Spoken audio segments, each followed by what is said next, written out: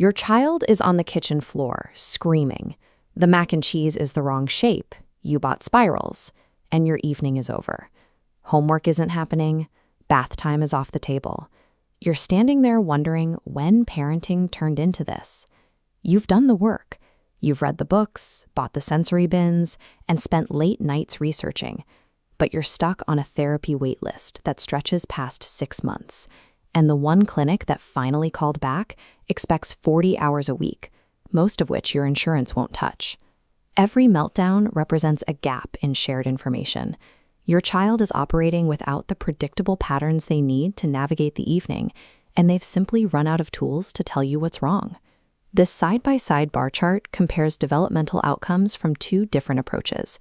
The data, published in a landmark pediatric study, tracks clinician-delivered interventions next to parent-delivered ones. As you can see, both bars rise to achieve the exact same height. The researchers found that when parents are trained in specific, consistent techniques, they produce gains matching those of a professional. You already possess the capacity to help your child. You simply need the instruction manual to translate what they need. Let's look at 5 specific tools you can start using tonight. Step 1 is catching the good.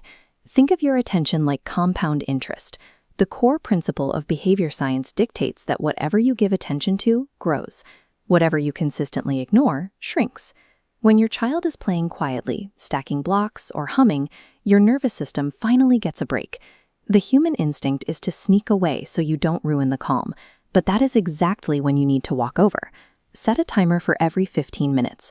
When it goes off, offer a thumbs up or a quick word of warmth. No demands, just a small deposit of attention on a neutral behavior. Step 2 shrinks the request. Fracture a massive demand, like put on shoes, into micro installments. You guide their hand, giving maximum help so they succeed immediately. The next day, you do less. Every success shrinks your assistance. By fading your help, you are transferring a permanent capability to your child. This investment pays off when they can eventually complete the entire sequence without any help from you at all. Step 3 is using the right treasure. Generic sticker charts work for children who already find social approval deeply rewarding. For a neurodivergent mind, a sticker on the wall usually means nothing. True currency is access to their exact, specific special interest, the iPad, a specific song on repeat, or their favorite toy. You pair a small daily task with access to that item using a clear first, then sequence. First shoes, then Bluey. It operates as a clear exchange rate rather than a threat.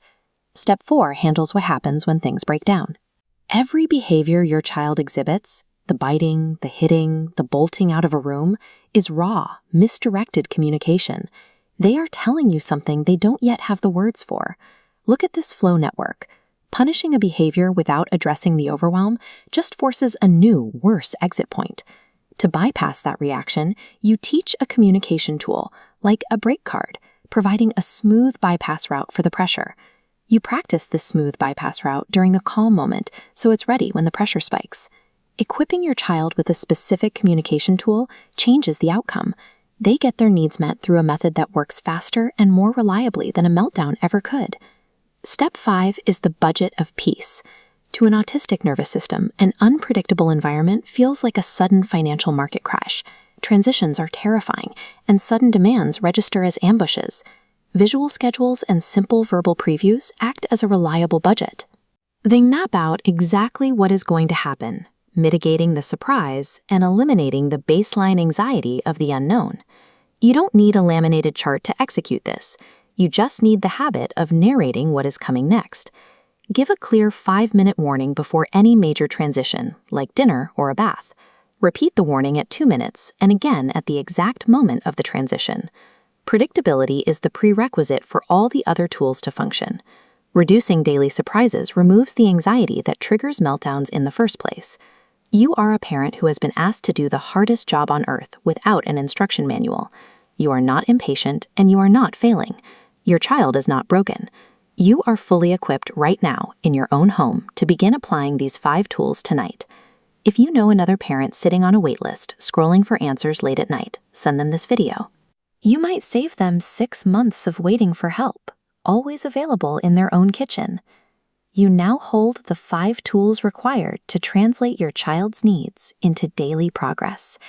the manual is finally in your hands.